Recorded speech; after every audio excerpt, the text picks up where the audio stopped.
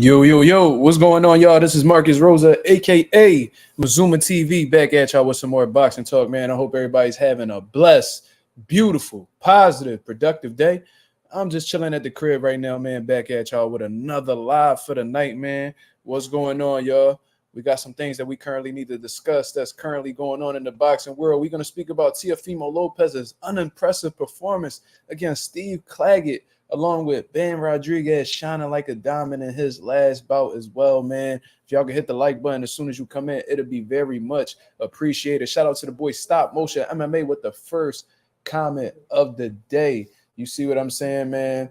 Shout out to Stop Motion, man. He's been a consistent contributor to the nation ever since, he stumbled across us. So I appreciate the man very much. You know what I'm saying? Let's get the likes as soon as we come in. We got 4 people. I only see 2 likes. So let's get them up. Let's get the algorithm on the up so the people understand that the nation is up and running. We in effect right now. You see what I mean? I was going to put up a video speaking about this topic earlier today, but I'd rather just kick back and see what you guys think about this current situation and what's next for Teofimo, what's next for Ben Rodriguez, and we're going to open up the platform to just speak about what's currently going on in the boxing world in general. So let's get it popping, man. Mr. Keep Running Your Mouth with the Lions Only hashtag. It seems like Jamel and Jamal might have something in the works, man. I seen Jamel.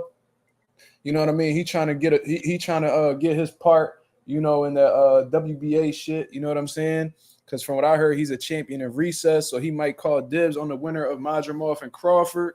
You see what I'm saying? Jamal, I seen him at the gym working.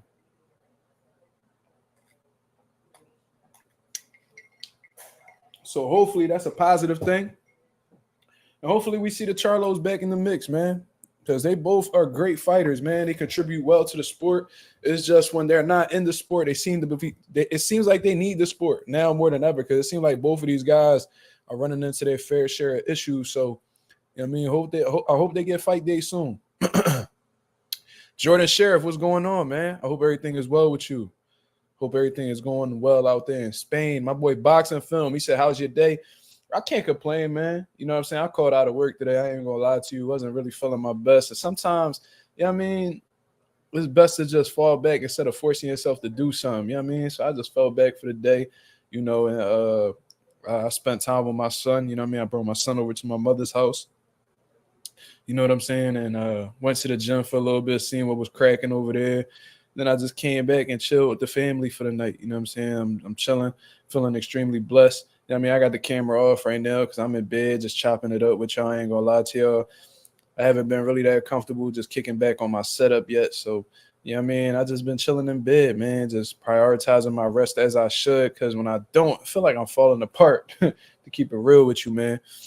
Health over everything for sure. Coffee Plant said, always thought Jamal was better.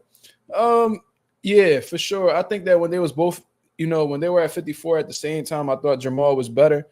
But I do feel like they both had their moments. Like I thought like when Jamal was at 54, I thought he was the best champion of the division at one point in time, especially when he defeated, fellow Philadelphian Julian Williams. He had his moments. 160, he had his moments. I loved his performance against Sergey Derevchenko. That was probably my favorite performance from him. The K9 Bundridge fight was spectacular. But then, Jamel had his run as well, where he, went on a run at 154 and became undisputed. You know what I'm saying? He's etched, like he's in the history books forever for that. You know what I'm saying? And Jamal hasn't even become unified. I don't think he's ever been unified. So, Jamal might be better, in all honesty, when you look over everything that they do well. However, Jamel he has the accolades. He's the more accomplished fighter. So I think they both had their moments. You feel me? Coffee Plant said I almost cried when he defeated J-Rock. I was never a big J-Rock fan. You know what I'm saying? So I wasn't really tripping. I wasn't really tripping at all. So, you know what I mean? I didn't really look at that as like an L on my side. I never really was a big J-Rock fan.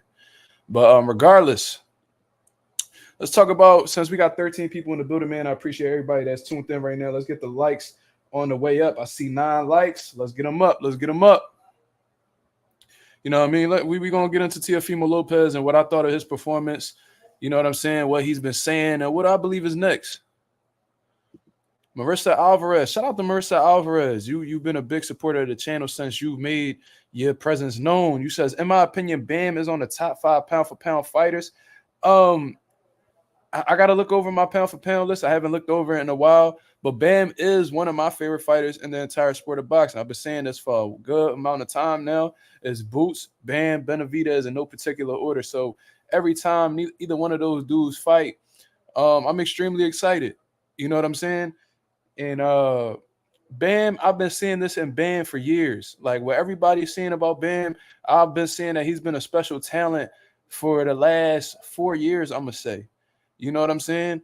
I'm glad because I'm gonna tell you guys something. I had a fighter of mine that my dad managed for a good amount of time, and they offered our guy to fight Bam a few years back.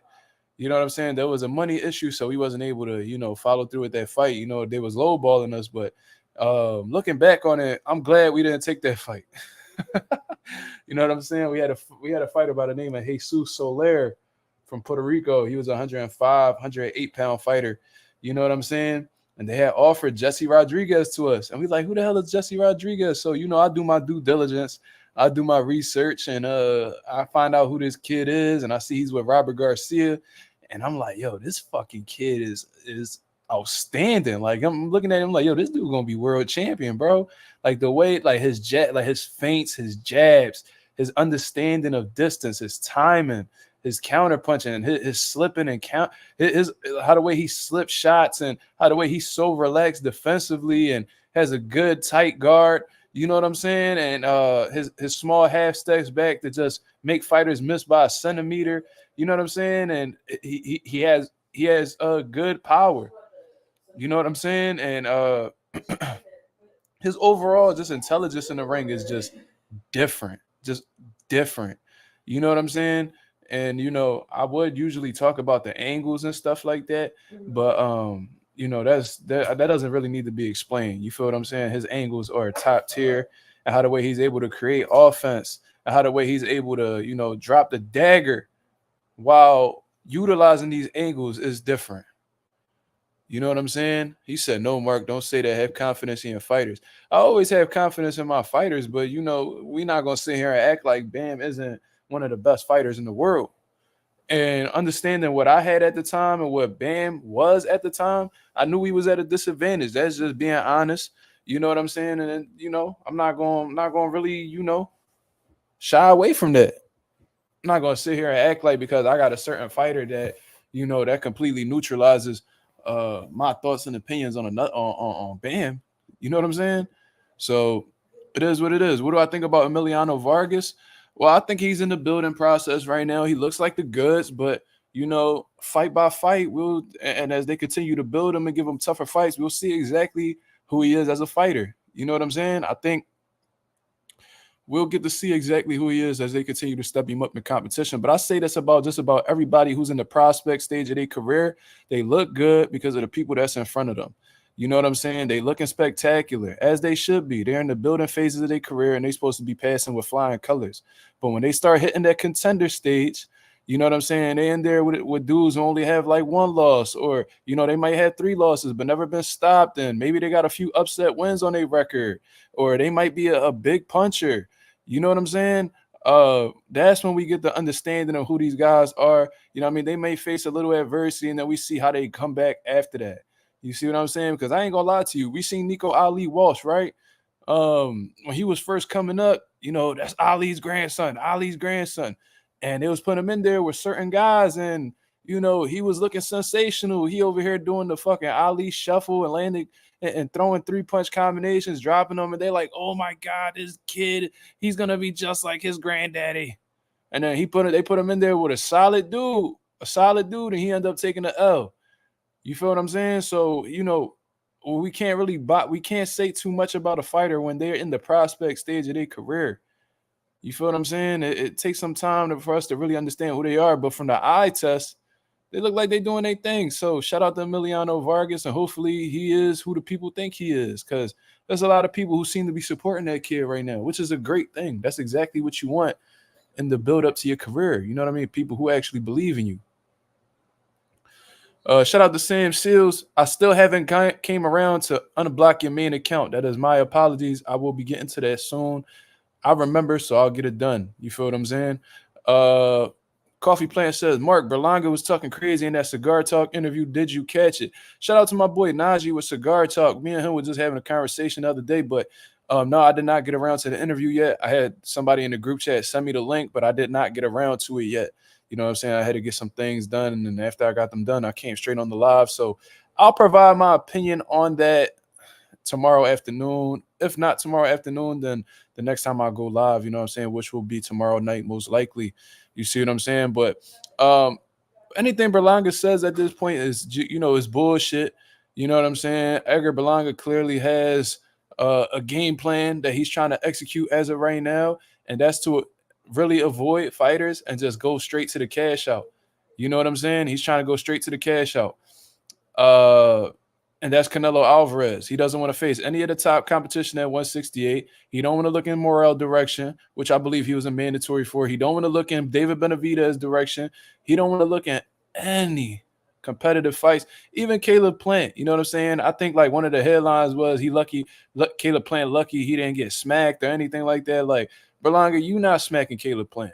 Trust me, you not built like that. You know what I'm saying? You never had anything within your past that'll make us believe that you really built like that, cause like you really not. You know what I'm saying? You one of them dudes that will fight somebody in the ring or anything like that. But in terms of you being battle tested or as if you got any type of gangster in you, we highly doubt that. You feel what I'm saying? I'm sure you've been in the gym your whole life. You know what I'm saying? I'm sure you never had a scratch and claw for anything. From what I understand, you real well known in New York. You sell a lot of tickets out there. You well known. You know what I'm saying? You got a whole fan base. I'm sure people have been taking care of you your entire career until you actually start making some money. So cut it out. You're not like that. You know what I'm saying? I believe he fought on the same undercard as us a few years back, probably like 2017. And you never showed anybody that you was ever cut from that type cloth. You know what I'm saying? Berlanga was never in the streets. You know what I'm saying? He was never in the streets. You might have been brought up in an area that was tough, but you know what I'm saying? Just because you from the hood don't mean you a street nigga. So let's just get that out the way. Like I said, I've said this several times. I grew up in the most impoverished neighborhood in Philadelphia. You know what I'm saying? Rough neighborhood. One of the most violent neighborhoods in the entire city. I'm not a street nigga, bro. You know what I'm saying? I grew up in the hood. I'm not a street nigga. You got to know to differentiate the two. But nowadays, if you're from the hood, even if you never did shit, you think you're supposed to get some type of stripes on your jacket, bro. It don't work like that. No, the feds ain't looking for me. If the feds was, I wouldn't be on YouTube. This account would be gone with the wind, my brother. I'm just chilling in bed and you know what I'm saying? Niggas comfortable, so I don't really feel the need to do all that.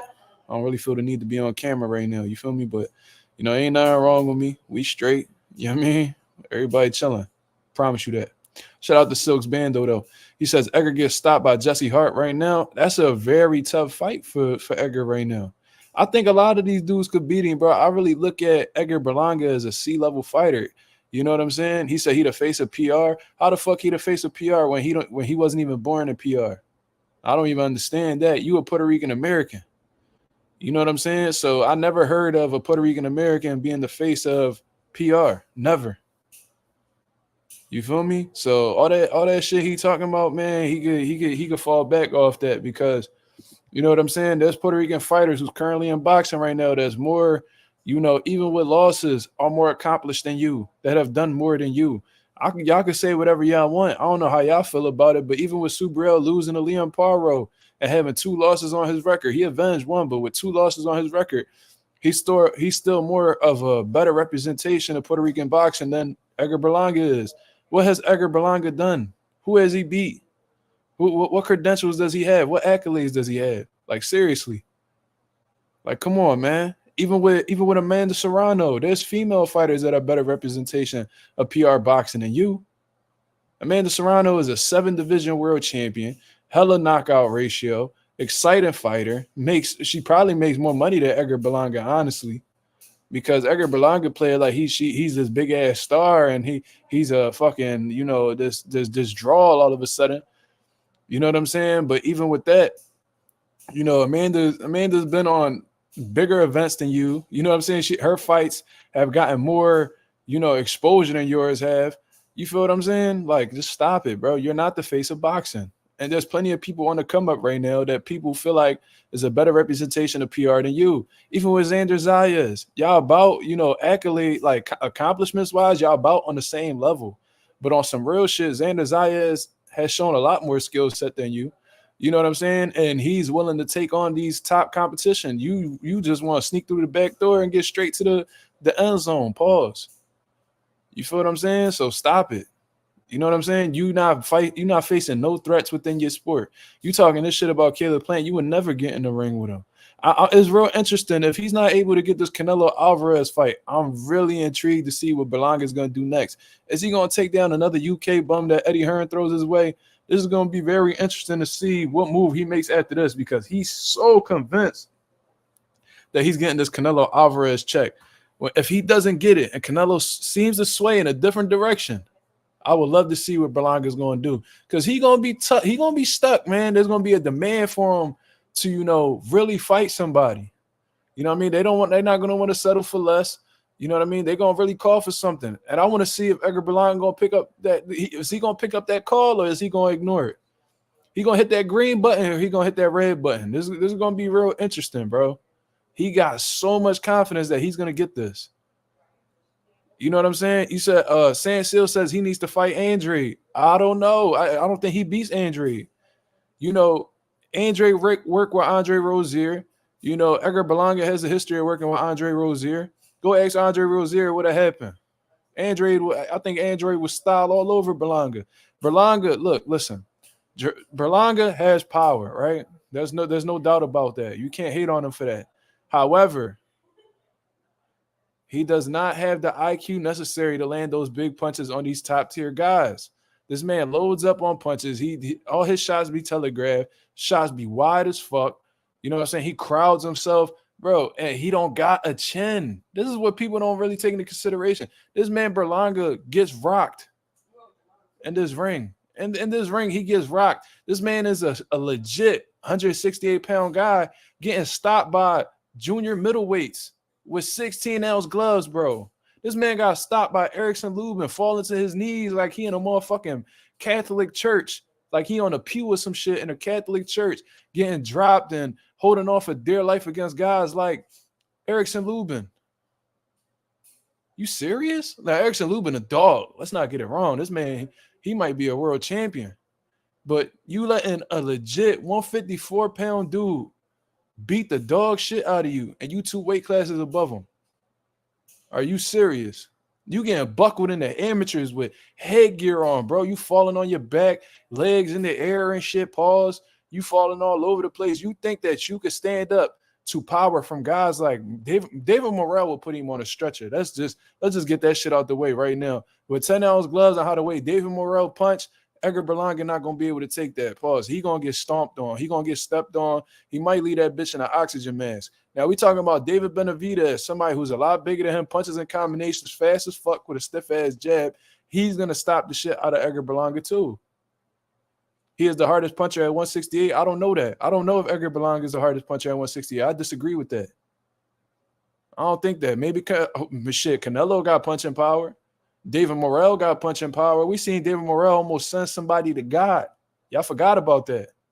When he fought one of them Russian dudes, they talk about he almost ain't wake up. He almost ain't make it home to his family. I don't know if he's the hardest puncher at 168. I disagree with you. Canelo is a hard puncher as well. And this is a man who's came down from as low as 154 pounds at his peak. Because when he was fighting at 15 years old, he was fighting at like 140, 147. But when we knew Canelo, when he made his name as low as 154 pounds, come up to 168, and you can make a case that he's as hard of a puncher as Berlanga. I don't know if he's the hardest puncher at 168. But regardless, hold on real quick. Before this laptop dies, let me hook up my charger.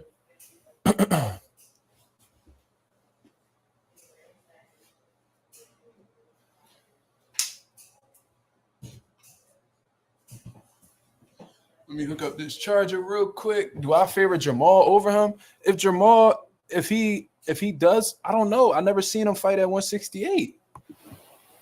But if Jamal is anything like himself in that weight class, then sure. I think Jamal could keep Berlanga honest with that world-class jab he has. And Jamal is defensively responsible. I don't know if he'll get hit with them big shots from Berlanga. We never really seen Jamal in the fight where he gets cracked. Or he gets, you know what I'm saying? We've seen Jermell get hit with some shit, but Jamal, we don't really see that too much. You said if Sonny Edwards tap Edgar jaw, you going to sleep. That's disrespectful. Yeah, Morrell almost sent somebody to the morgue. I'm not being like, I'm not lying. I'm not exaggerating. This is things you could look up. He almost, that dude that fought Morrell almost ain't making home to his family. That boy Morrell's a killer. Shout out to Marissa. She says, Gabe Rosado will beat Berlanga, but he will not take the fight because he's going to lose against a veteran fighter and is going to say he ain't nothing. Well, at this point in time, I don't like this current stage of Gabe Rosado. I don't know if he beats Berlanga. I think Gabe Rosado is pretty content with the idea of retirement at this point in time. I think that fight was something that, you know, Berlanga actually wanted at one point. You know what I'm saying? But with that Canelo Alvarez fight within reach, I don't think he's worried about Gabe right now. You feel what I'm saying? But I think the version of Gabe Rosado that fought like Luis Arias and, you know, fought Daniel Jacobs and stuff like that. I think that version of Gabe Rosado gives Berlanga a lot of trouble, but we don't know how much is left in Gabe Rosado, and you know that's not a fight I really care to see, honestly. Like I think that Gabe Rosado, even though he's from Philly, he's gotten a whole lot of opportunities. You know what I'm saying? He's fought a lot of top tier guys, and you know that's not a fight I really care to see. I think Gabe Rosado need to sit his ass down somewhere. You know what I'm saying? And do his little commentary like he been doing. You feel what I mean? I don't really care to see him in the ring no more. You know what I'm saying? No disrespect, but you know, said Mark hates Berlanga. I don't hate Berlanga. I don't hate Berlanga at all. I'm keeping it 1,000 about Berlanga. Munguia beats Edgar, absolutely. Munguia beats the dog shit out of Edgar. I don't hate Berlanga.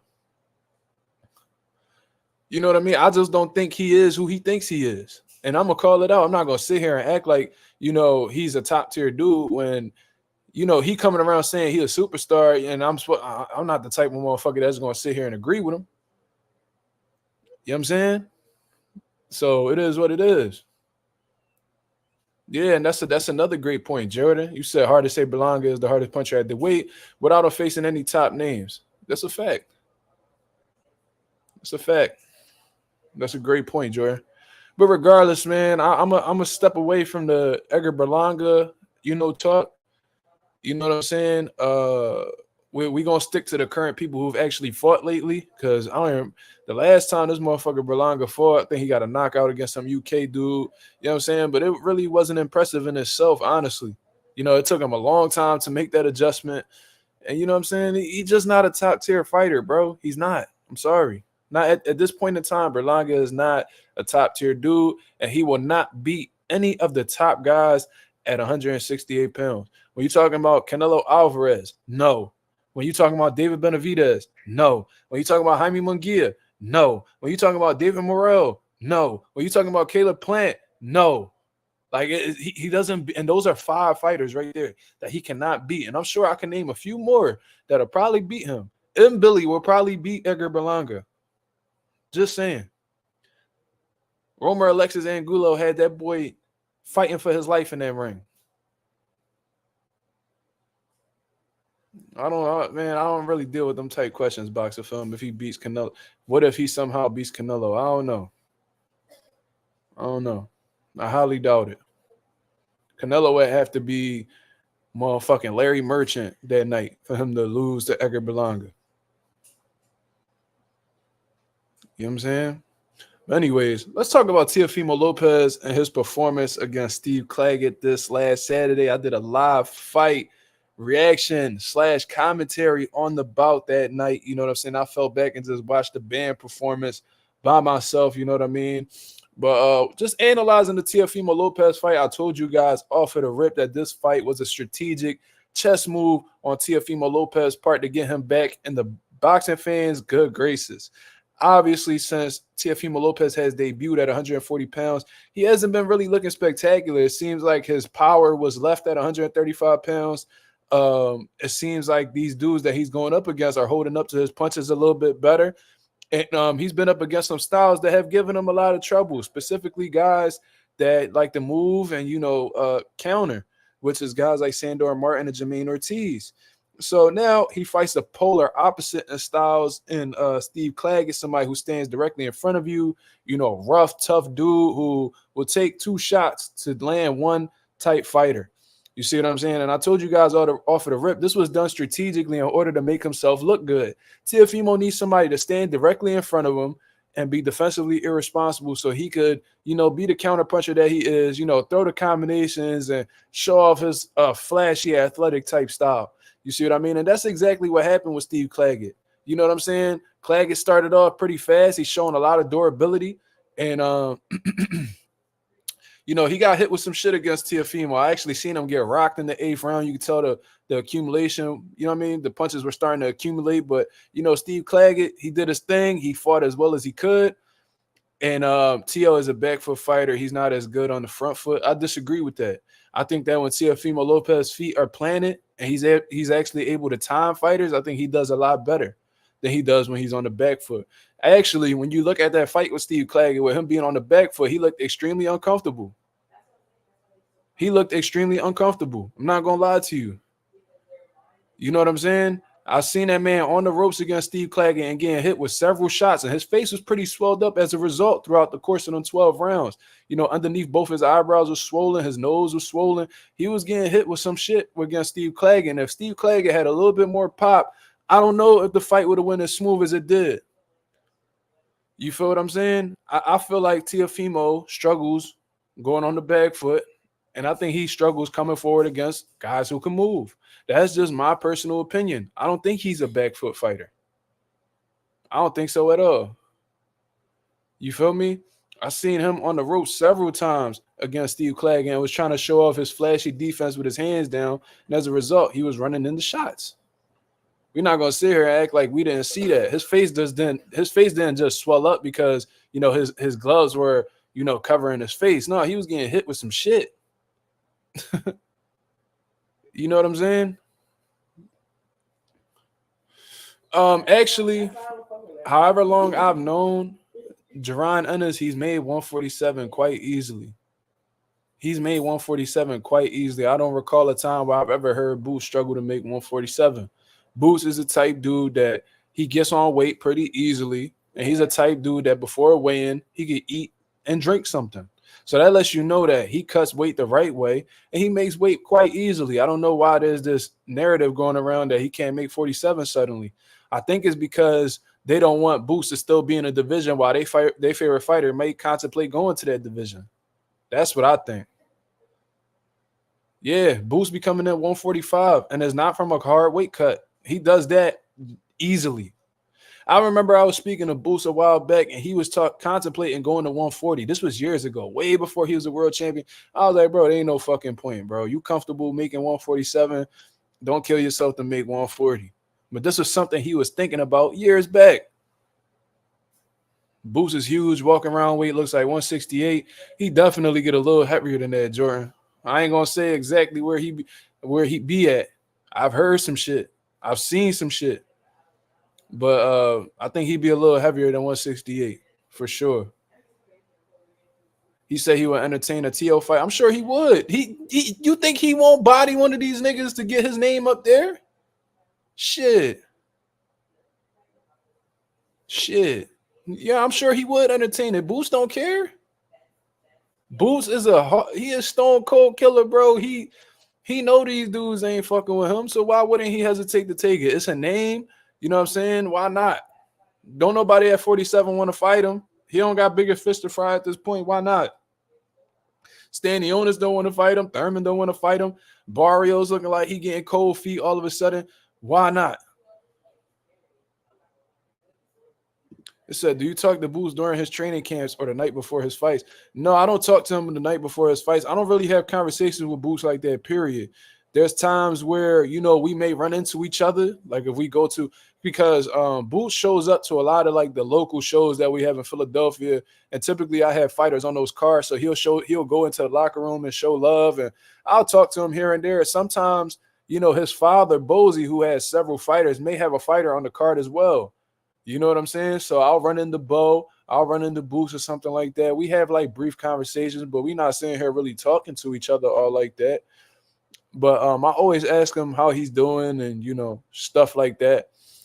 And the night before his fights, no, we never really had like, we never had that type of dynamic. You know what I'm saying? Everything with us has always just been cordial and stuff like that. Like he don't even follow me on social media or anything like that. Like I wouldn't necessarily say we friends. We just know each other.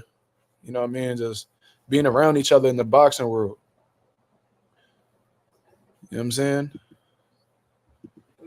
What credit he gets for beating a natural 135 pounder? Here y'all go. Here y'all go. Just trying to, before a fucking fight could even be made, y'all already throwing monkey wrenches out here and talking about how, you know what I'm saying, who gets credit for what. Yo, y'all just seen how they trying to get NUA to move up 2 weight classes to fight. No, they trying to get banned to move up 2 weight classes to fight NUA. Y'all seen that shit? Y'all seen that? Meanwhile, they bitching about NUA moving up 2 weight classes to fight Tank. Ain't that some shit? Oh man, you know, there's only 2 weight classes away. And Bam told y'all, yo, that's a fantasy fight right now, man. Like I'm at 115. I got some more things to do in this division. You know what I mean? We can talk about that later down the line. He's like, well, you know, it's only 2 weight classes away. Meanwhile, with NUA being undisputed at 122 and really don't got shit to do at 122 no more. He's 2 weight classes away from Gervonta Davis. He's 2 weight classes away from Gervonta Davis. But they're saying, oh, man, you know, Gervonta's too big, man. And no, man, that's not a good move. Why are you guys trying to rush anyway, man? Why ain't you? Meanwhile, Tank, Bam, you know what I mean? Oh, you know, you're only 2 weight classes away, man. Oh, you just, man, it's only 2 weight classes, man. But y'all not over here telling NUA that shit. Y'all want NUA to stay his ass at 122. You know what I'm saying? And this is the thing, too. NUA team told y'all in 2025 that he moving up to 126. So that's another weight class that's going to be away from Bam. Y'all need to leave that shit alone. How about that? How about NUA go up 2 weight classes? Yeah, that's the man y'all talking about, right? That's the man that's pound for pound number 1. Bam just starting to get his recognition in the pound for pound list. NUA been on the pound for pound list for a few years now. How about y'all go to fuck and y'all request NUA to move up 2 weight classes to fight Tank? Well, I mean, he could do it, right? This motherfucker NUA could walk on water. He could knock out just about anybody. He's fast. He got good footwork. He's intelligent. Why he can't go up and fight Gervonta Davis? Gervonta Davis be losing all these rounds and, you know, catching up at the end. Why can't NUA do something about it? Don't be asking people to do shit that y'all wouldn't, you know what I mean, that's not consistent with everybody else. If y'all not asking NUA to move up 2 weight classes, stop asking Ben to move up 2 weight classes. Simple and plain. Simple and plain. You feel what I mean? Y'all want to give Tank all the credit in the world. I mean, y'all want to give NUA all the credit in the world, but y'all wouldn't want to give. What does Jaron Ennis get out of beating a natural 135 pounder? And whatever. Y'all acting like you acting like Teofimo ain't a legitimate champion at 140 right now. We gotta stop that too. Just because a fighter starts at a weight class, that all of a sudden, you know what I'm saying? Okay, I got an even better one. What? So based off of that logic, isn't Bud Crawford a natural 135 pounder? Where he started at? Bud is a natural 135 pounder. What's Boots gonna get out of beating Bud? Because all of a sudden, if you start at a weight class, all of a sudden, you know what I'm saying? You know, that's just their natural weight. So based off that, ain't Bud a natural 135? Okay. I'm just saying based off your logic. I ain't saying I agree with what you're saying, but Teofimo been at 140 for how long already? How long Teofimo been at 140? I'm just going based off your logic. You talking about please stop, nigga. That's you the one who started this shit. Nigga, you stop. What the fuck?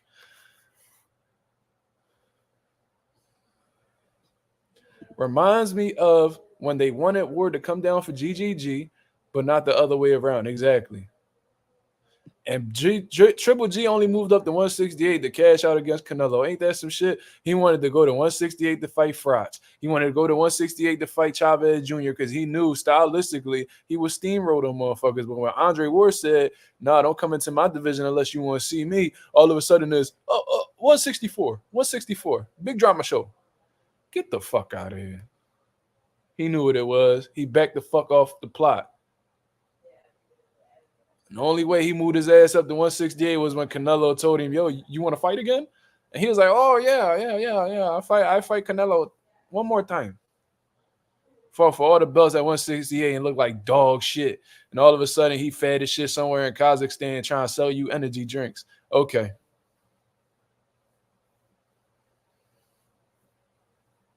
Okay.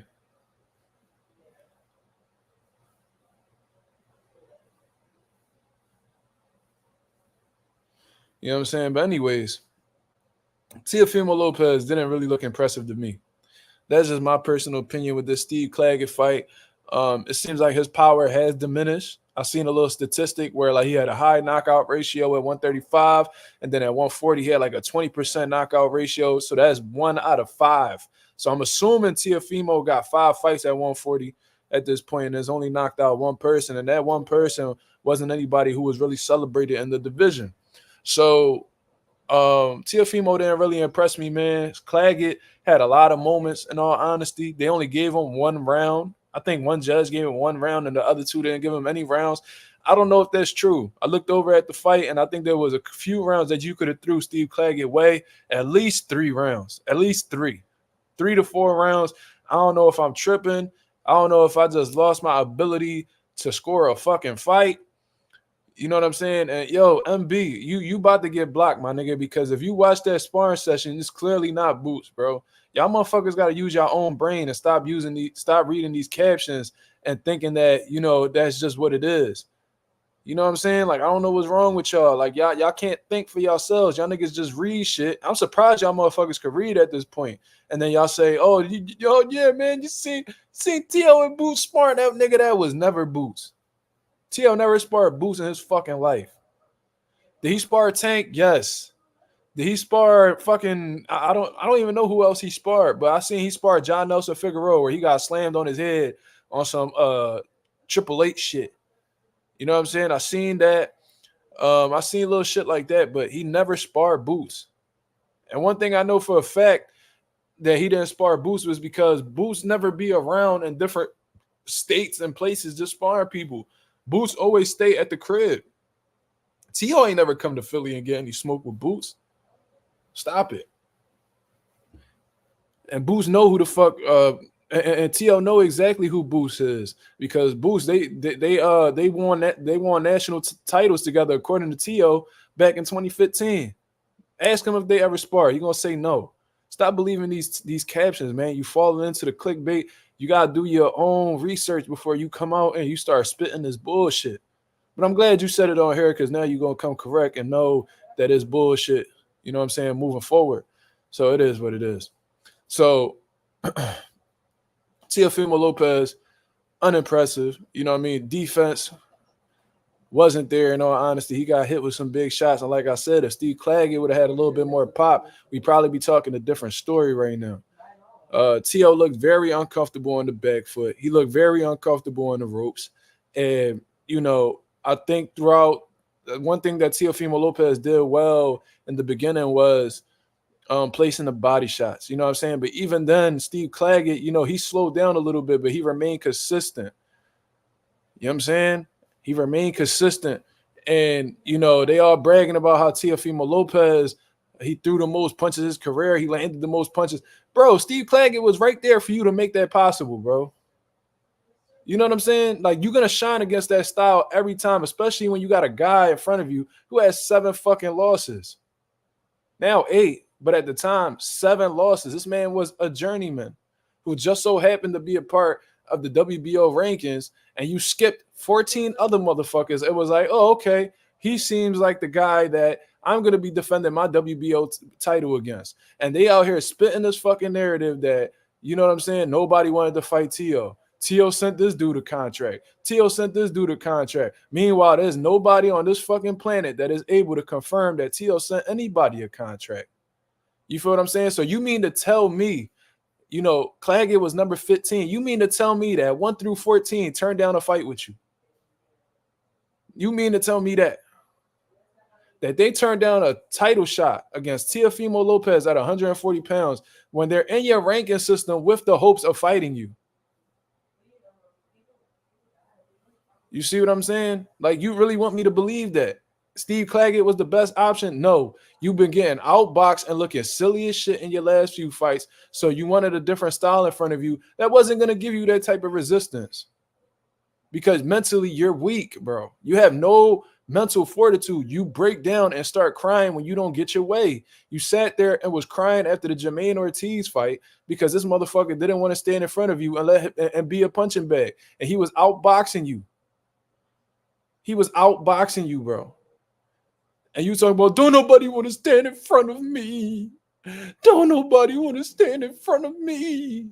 And then when you're announced the winner, you're bawling in tears because you low-key can't believe that you got this fucking gift.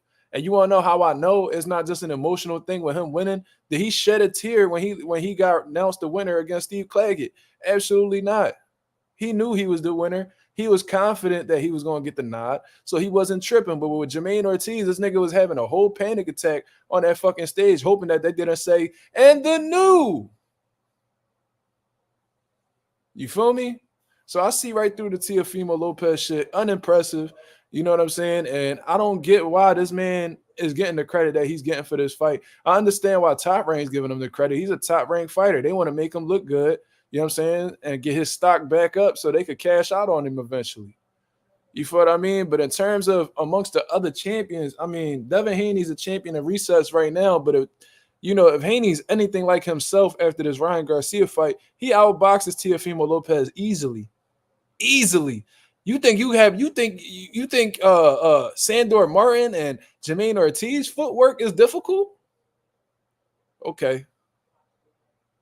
You think the jab from Sandor Martin is difficult to get past? Wait till you see Devin's. Do I still got it? Yeah. He was saying that after Sandor Martin, having a whole fucking mental breakdown. Nigga was having a whole episode. And he was like, I did that strategically because I knew the cameras were on me. Okay, so you just got it all figured out, huh? Everything is just a chess move. You just that intelligent. Okay. Nah, you soft, and whenever you don't get your way in the ring, you lose sight of the game plan, and you just resort to what you do best, and that's coming forward, throwing one shot at a time, falling over your feet. They making you reset, and you following people all around the ring instead of cutting the ring off because you have zero ring IQ and you have zero focus in the ring. You have zero composure, and that's why you fall apart how you do. That's why you've gotten several gifts, and that's why you be having these episodes after these fights because you can't believe that they actually gave you the nod.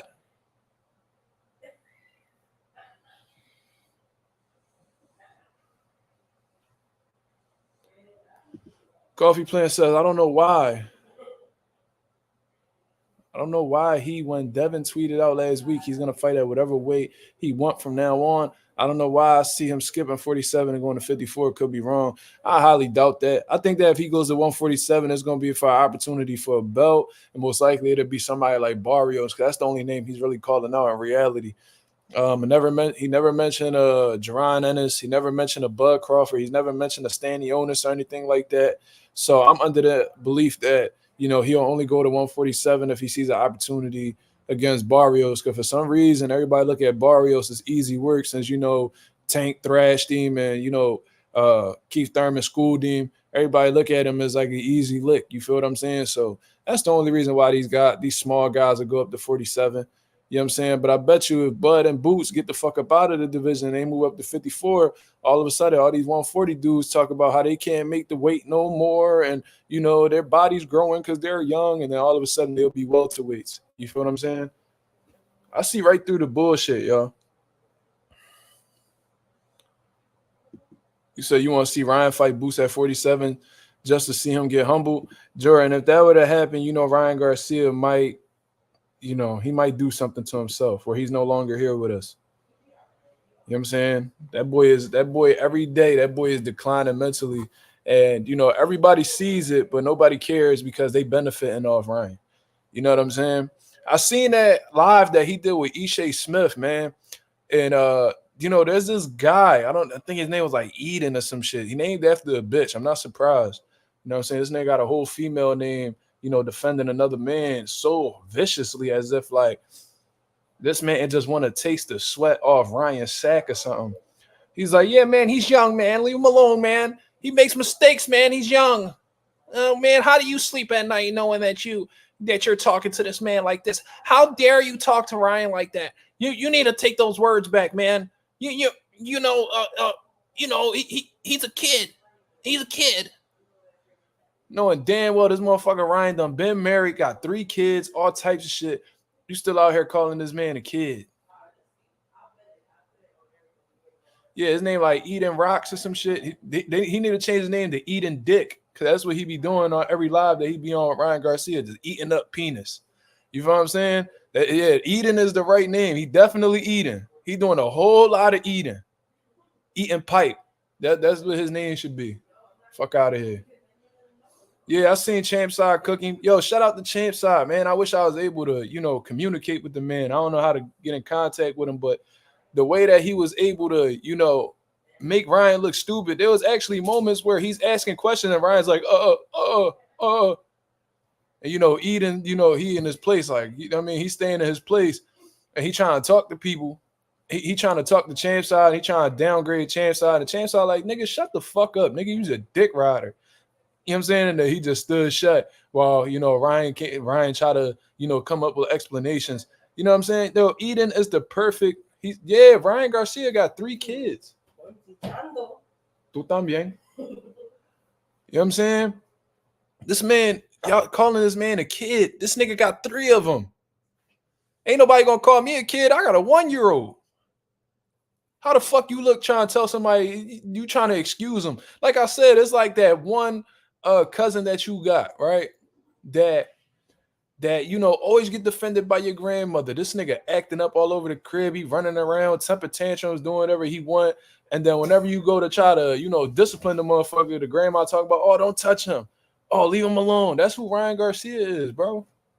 That's exactly who Ryan Garcia is. How the fuck y'all gonna call him a kid? This nigga done been married. I think he been married multiple times. This nigga got ex-wives and all types of shit. And he got 3 kids. That's a kid? Don't nobody call me a kid. I got a 1-year-old.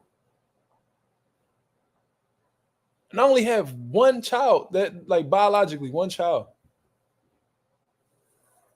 Don't nobody, whenever I fuck up, don't nobody be like, yo, leave Mark alone. He's a kid. Me and Ryan the same fucking age. We separated by like a year.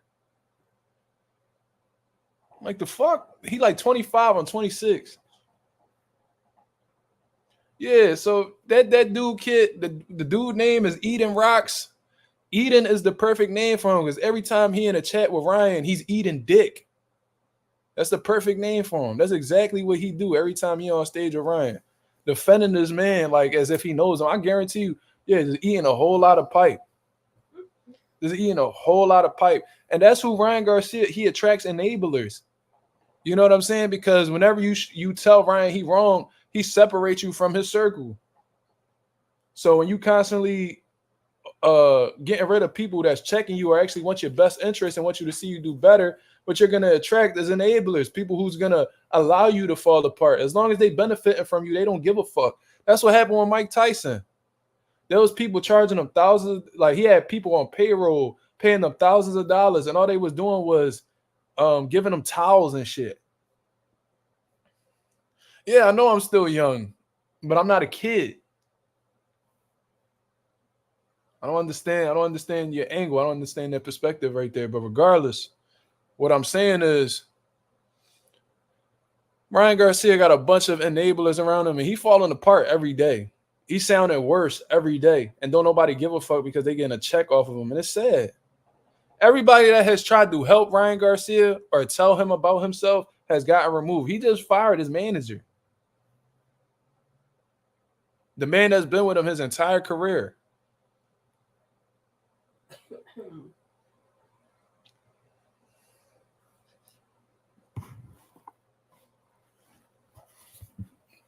I don't even like to get into all the personal shit, but my whole thing is just like, get off that man's sack, bro.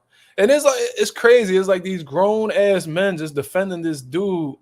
Like they clearly showing some type of attraction to him. Like it's weird. Really weird. I don't know what else you could call it. You don't know the man personally. He's not your kid.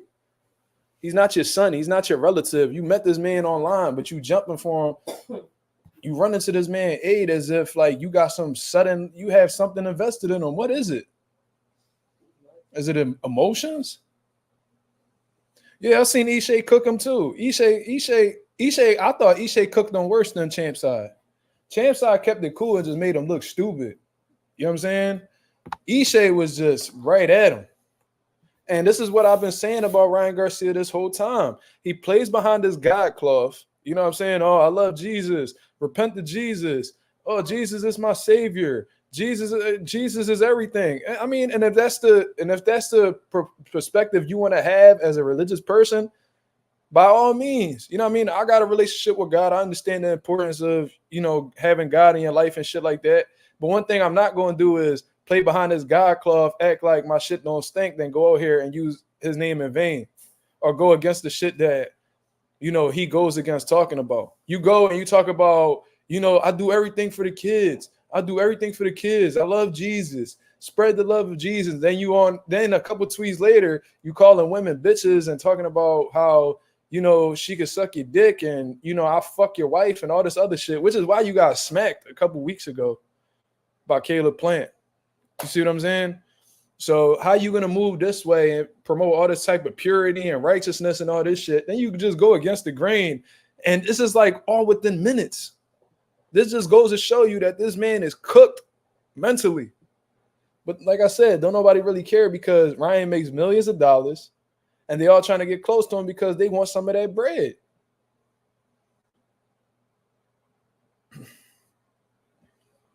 I have done more for kids than Ryan ever has. That's a fact.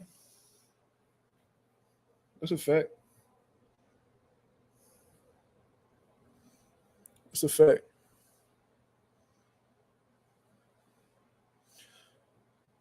So, you know, I spoke about Teofimo Lopez a little bit. Like I said, unimpressive performance.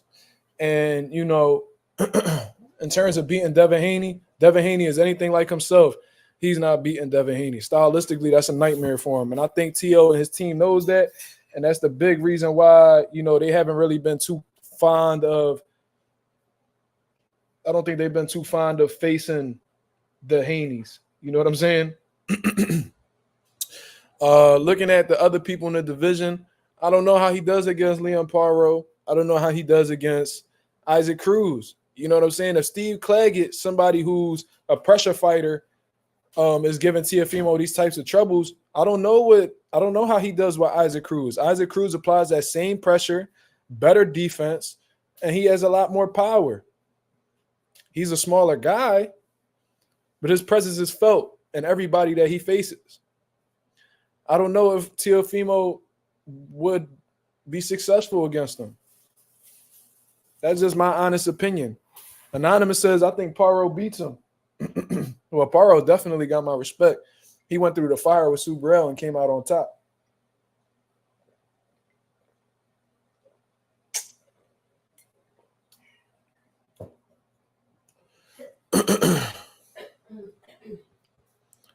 You say he looking 180 and coked out. Ryan definitely on some type of recreational drugs. It's going to come out. He definitely give cokehead energy. Ryan is like a master at pointing fingers, though. Like, you literally are your own person, right? You're your own person. And you're responsible for whatever goes in your body. If I'm eating steak, I'm responsible for eating that steak because I'm the one that's putting in action with grabbing the fucking fork and consuming the steak. This man is a grown-ass man who's aware of what he's doing. And he was given, according to what he said, he was given supplements. So because somebody had gave him supplements, they're to blame for it, as if he doesn't have a choice in taking the supplements or not. You're responsible for what goes in your body, bro. So before you blame anybody else, blame your fucking self. It's really that simple. But he's bro. He's literally pointed the finger at like 5 different people, and every time that it's been proven to be untrue, you know what I mean? He points the finger at somebody else.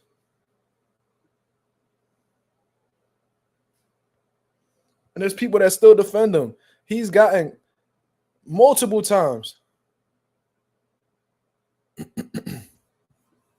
Real Brandon Casanova says Subrel wasn't all that. A lot of hype behind that dude and couldn't show out in front of his country. I mean, that's your opinion. You know what I'm saying? I'm still rocking with Subrel. I still think that he's a top fighter in the 140-pound division. I just think he went about the fight wrong.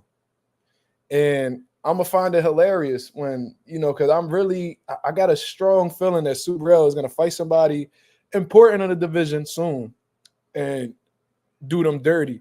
And I'm gonna love to see people's reaction when Subrel actually hurts a fighter that they care about. You know what I'm saying? So I'm gonna just say that.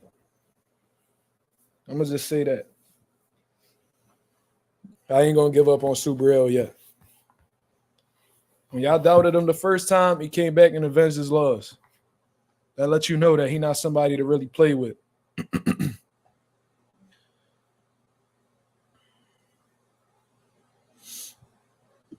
Brandon goes on to say, crazy how we still talking about Ryan. Weeks later, about some shit he's already taken punishment for. No offense, but that's crazy. We still on Ryan ass over shit that don't matter to us. Well, it might not matter to you, but if people on here asking me questions about Ryan, I'm going to answer them.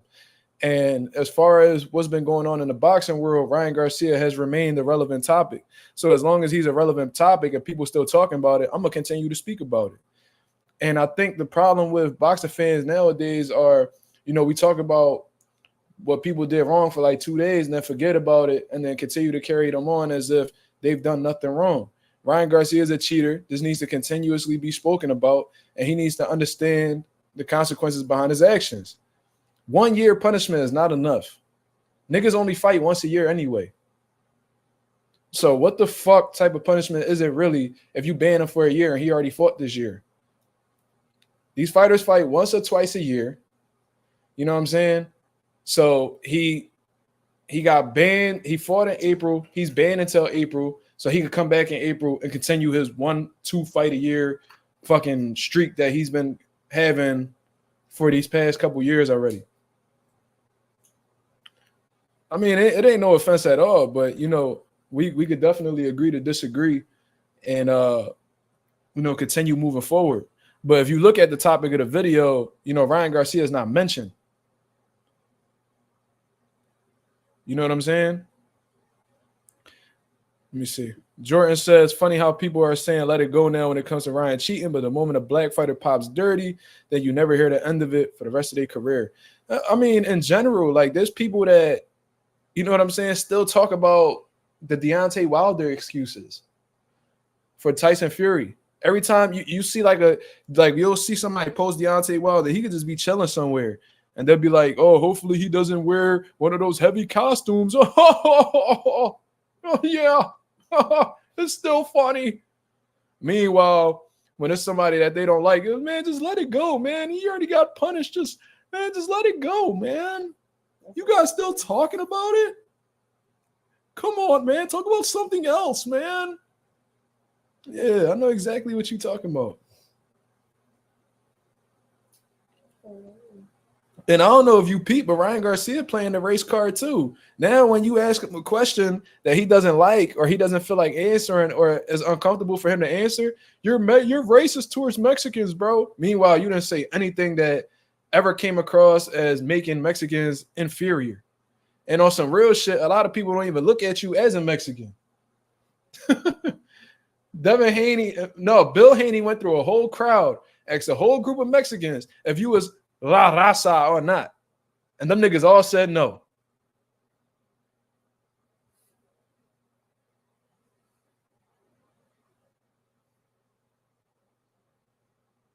They calling him a white boy. I ain't say that.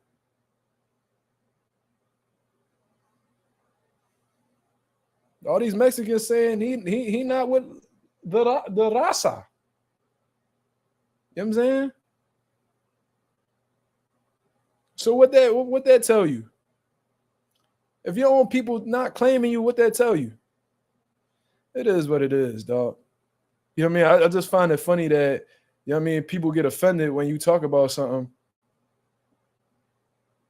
because somebody got punished. It's like, just forget about it. Just leave it alone. Meanwhile, they still talking shit about Devin Haney. You can't erase the loss, man. They still posting videos of Devin getting dropped. Why they can't let that go? If the drug cheat could get all these, you know, special privileges and, you know, be given and you know, have situations where people are telling them, man, just leave him alone. Why they can't leave Devin Haney alone? They ain't leaving Devin Haney alone. Why we gotta leave Ryan alone? Fuck Ryan. You know what I mean? That's the type of time I'm on. Y'all talk shit about Devin every day, and don't nobody seem to get tired of it. But with Ryan, it's all stand down, leave him alone.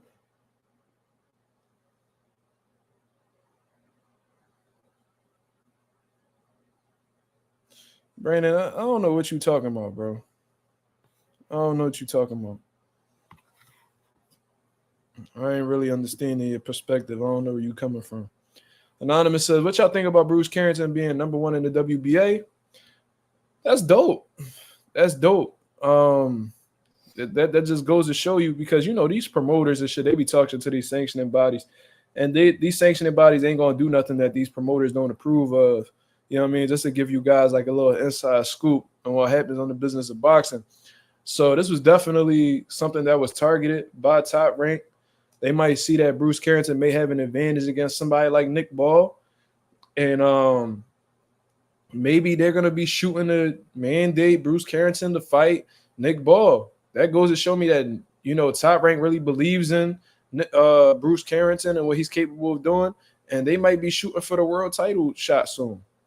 They locking in on it. Just like they doing with Xander Zayas. They made him number one in the WBO. They might be looking to lock him in on a fight lately. They might be looking to lock him in on a world title shot soon. You know what I'm saying? That's just how they move. Bruce Carrington versus Nick Ball, that's an interesting fight. Does Bruce Carrington have enough in his toolbox and experience level in order to face Nick Ball? Let's see. Stop Motion says Nick Ball is in trouble. We'll see. I think that's a great fight. You know what I'm saying? So let's get into this last topic before I wrap it up, yo, because we've been on here for a little bit more than an hour. And I wanted to speak about, you know, Ben Rodriguez and exactly how his performance went. And I just wanted to say congratulations to Ben Rodriguez for a spectacular performance against Gallo Estrada, man. Going into the fight, I had looked over a few of Gallo Estrada's fights. You know what I mean? I've seen a few. I've seen his fights with Chocolatito and shit like that. And I knew from the rip that, you know, although he was an aging fighter, that this man was an intelligent fighter. And what I mean by that is, you know, he threw combinations really well. And not only that, he was really good at setting traps. Now, a lot of people don't necessarily know what setting traps mean, so I'm going to give you guys an example. So Gallo is the type dude that, you know, he'll lure you in with certain shots. If he sees that you have this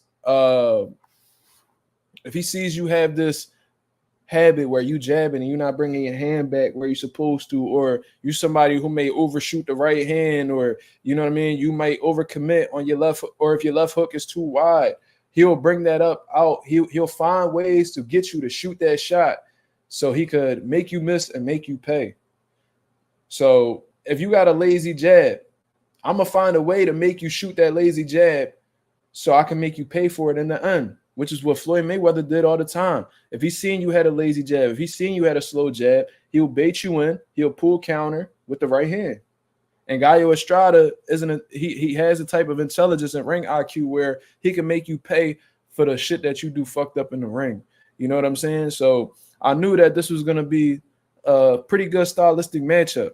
And with off the rip, man, from what I've seen with Ben Rodriguez, this man has been on an absolute roll lately. I love this performance against Sonny Edwards. Sonny Edwards is an intelligent fighter in that weight class.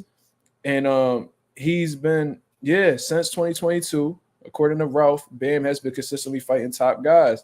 And his story to the top is absolutely amazing. He took that fight against Quadras last minute and won in impressive fashion. You know what I'm saying? And what Bam does in the ring is absolutely phenomenal. A lot of the stuff that he does in the ring is extremely difficult to do, and he does it with finesse. With finesse. You see what I mean? And looking at the Gallo fight, he was coming forward. You know what I'm saying? And whenever Gallo was looking to take steps forward, he was taking small steps back, just getting out of range. And, you know, the footwork was so immaculate on Ben Rodriguez's part. It looked like Gallo was falling over at certain points. It's just he didn't know how to get to Bam. You know what I'm saying? The feints were throwing Gallo off. The jab, it was hard to get a timing on the jab from Ben Rodriguez. Gallo ate plenty of those, and he was falling into combinations. And whenever Gallo was getting a little front leg heavy, you know, Bam was creating the angles and was punching off of the angles. And a lot of those shots were hurting Gallo because he wasn't able to see the shots. When you're facing somebody who's, you know, getting off of the line and punching for certain angles, they might provide a shot that's not visible to your eye from the angle that you're standing from. You feel what I'm saying? So he'll create an angle where he may come off to the right side and he may throw a shot that, you know, your eyes are not in line with seeing. And, you know, with how the way boxing works, the shots you don't see are usually the shots that may rock or hurt you or may even knock you out. He hurt Gallo several times throughout the fight, dropped Gallo at one point in time. I think Bam got a little bit too greedy. You know, he was feeling himself. He was feeling the moment. He knew he had it in the bag. He got caught with a solid right hand, but nothing too concerning.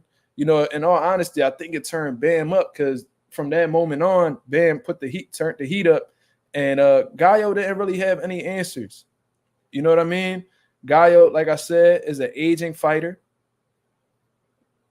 You know what I'm saying? He's an aging fighter, and you know, Bam is just on a different level right now. This man is within, like, his momentum is at an all-time high.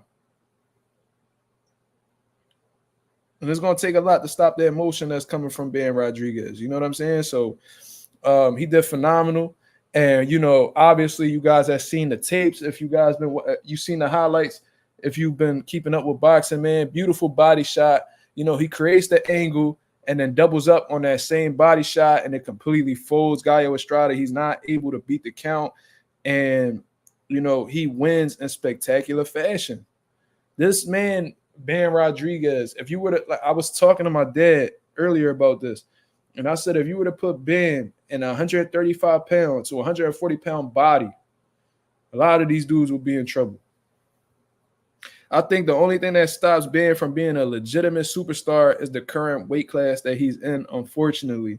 You know what I'm saying? If this man was a lightweight fighter, super lightweight, welterweight type fighter, this man will be in a lot of prestigious situations. This man's skill set is impeccable. The angles are incredible. The placement on his shots are spectacular. He has solid power. And his overall intelligence in the ring, man, the feints are A1. The jab is there, good combination punches. And he knows where to place these shots. And you can have power, but if you ain't got accuracy, your power may not be, you know, at its full potential. But Bam gives you a little bit of everything. Technically sound. The fundamentals are there. There's not really much you could say about Bam that's negative. I would like to see Bam, like, you know, not cross his feet as much and stuff like that. But in terms of everything else, this man is the real deal. And this man gets respect from a lot of the top fighters in the world. I seen Shakur talk about Bam in a positive light. I think I seen an interview from Boots where he said that, you know, he watches Bam. I don't know if it was Boots, but they was like, yo, no, it was Earl Spence. It was Earl Spence. This man gets respect from a lot of some of the most respected fighters in the world. You know what I mean? And game recognized game. So Ben Rodriguez, man, obviously he has a rematch clause set up with Gallo Estrada, but eventually, I would like to see him go on and continue to unify the division. I don't know if the rematch will do anything, different. Like I said, Gallo is an aging fighter, and fighters age every day. And it kind of reminds me of the Eric Morales, Danny Garcia situation where, Danny beat Eric Morales the first time, but it was slightly competitive, so they ran it back. And then when Danny went to rematch Eric Morales became a shell of himself. He wasn't the same person that he was in the previous bout. You see what I'm saying? So this might be a similar situation. I don't think it's really an age thing, regardless. I think it's more of a skill set thing. I just think Bam is on a different level from a lot of these guys in or around his weight class. And they recognize that, which is why these guys are so adamant. That's why they're so adamant about him facing Naoya Inoue. And like I said, I don't really see the point in Naoya Inoue getting a guy that's coming up 2 weight classes. Why? Because he's not willing to do the same for Gervonta Davis. They always do this with young, promising, champions or whatever. Typically when they don't have the complexion for the protection or whatever, they go and they just want them to, go up against these guys who are, much bigger than them and have all these different advantages, but they never request these guys to, move up. And this reminds me of Vasyl Lomachenko. Remember, he fought Guillermo Rigondeaux, who moved up 2 weight classes for Lomachenko. And, Lomachenko did what he did and made Guillermo quit. You see what I'm saying? However, and they were so cool with the idea of Rigo doing so. However, when it came to the situation where, they were speaking about Loma and Crawford possibly fighting each other at 140, his team came out and said, oh, that's career suicide. So you mean to tell me that you'll fight a guy who's moving up 2 weight classes for you, but you're not willing to do the same thing for them? Crazy. Stop trying to get these guys to move up 2 weight classes if you wouldn't want your favorite fighter to do the same. Stop asking for things from certain fighters that you wouldn't want your favorite fighter to do. Simple and plain.